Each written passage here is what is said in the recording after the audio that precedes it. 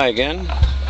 This is my Rockford Fosgate P3 10-inch dual 2-ohm driver I chose with the correct grill. Don't make the mistake and get the shallow grill that will, just don't make the mistake.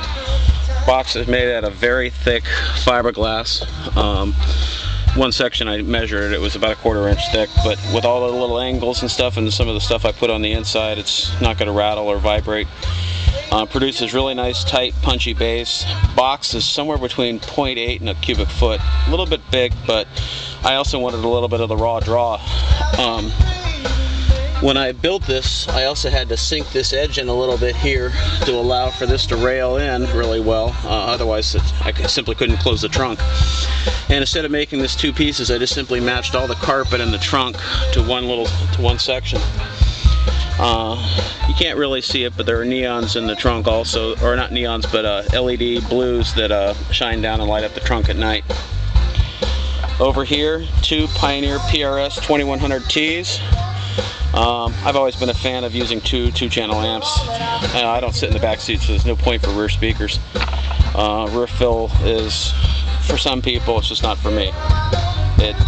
It's not a sound quality thing, I'm just used to it from doing sound quality, I guess. Over here we have an 800 watt RMS power inverter, 2-plug, because sometimes I need to hook up a table saw and an air compressor, but you can't run them both at once. Flip of a switch, and it's hot. In behind the amplifiers there's a 30 amp circuit breaker, so if I pop a circuit it's easily fixed. There's also a voltage measurement that gives me voltage. Right now it's showing about 12.4. All this, including the sub box obviously, I'll pan that up a little bit. All of this is round molded in, all one big piece, all the way across. Nice smooth design. Nice cleanup. Real solid too. There's actually it's forced air conduction, or convection, I guess that's the wording, behind. Back in here there's a open inlet, and then air is actually sucked in through a vent, and forced air is forced into the back of the amplifiers, which are raised off of the back deck. Air goes in, not very much because of the design of the amplifiers, and then it spits out here, and that's the reason why I didn't cover that out. I'm not really all that worried, and I like to fiddle with my stuff anyway. But the original design was with this really being bubbled out to protect it. This is actually the strongest section of fiberglass and wood in this whole area. The amplifiers are mounted really well as well. They ain't going nowhere. They're easy to steal, sure, probably, but I'm not worried about that. Somebody wants it bad enough they can have it. I'll go get more stuff. Box is hands down the thickest section of fiberglass in the car.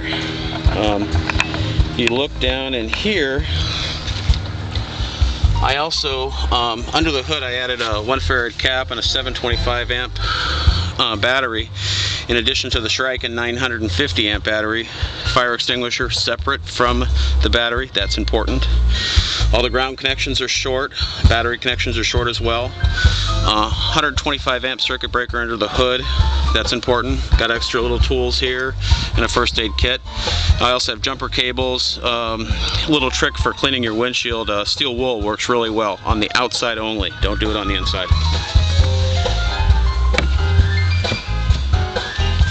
Nice and sturdy, it's all reinforced, so I can put my toolbox in here. Don't have to worry about anything getting broke. And I'm going to shut it down. The Pioneer Premier amplifiers make a little weird noise when you shut them down. Let's go to the front.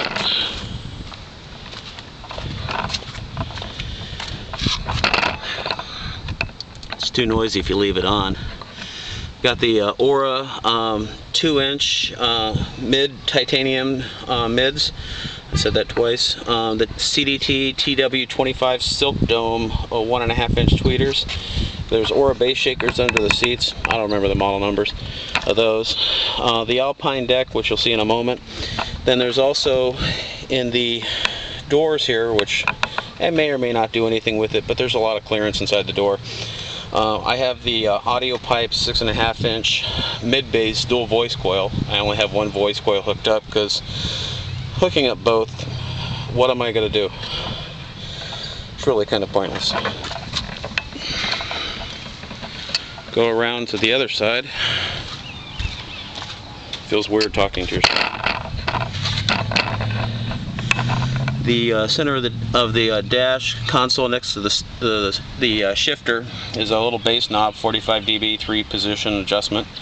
Alpine CDA 7894 deck. You can't really see it, but under the seat or under the dashes there's LED lights that shine down. They're red. The ones in the trunk are blue. That just light up the interior when you get in and out of the car. And I also have a switch hooked up so that I can have them running with the lights at night, which makes a nice little feel. But I'm not going to throw a ton of neons and stuff in there. That was so Fast and the Furious. Not interested in that. Other stuff that's notable, I do have a MKI 9200 Parrot Bluetooth kit, which has the USB and the steering wheel controller, which you can kind of see on the steering wheel, and the dual microphones.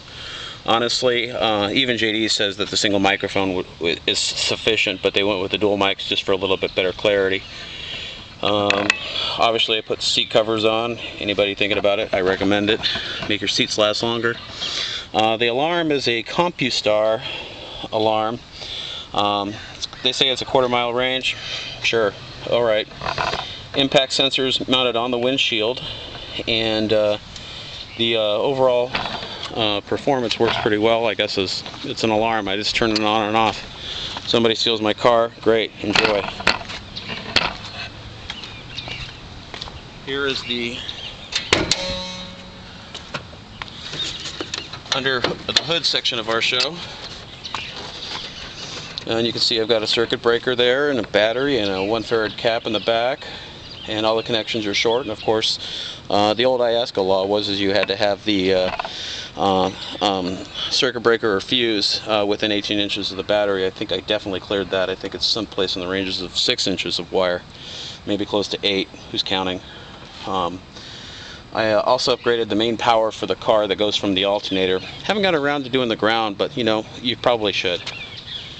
That really completes our show. Nice little 2002 Hyundai Elantra. Probably should have mentioned that earlier. The website will have that as well. It's a fun car. It works really well, and the best part is it's paid for. I can go out and buy another car and throw all that stuff in there, and then I still have a $400 a month car payment. Stupid.